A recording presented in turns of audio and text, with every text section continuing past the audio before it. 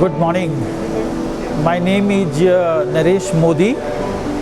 I am Spark Minda Group Chief Material Officer, and I drive the supply chain sourcing related initiatives.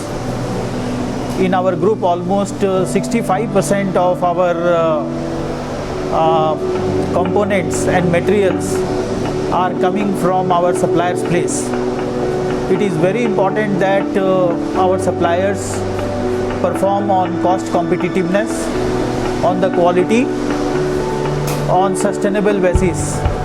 They should also support us on new product developments, new components for Spark Minda Group companies, so that we can satisfy and delight our customers.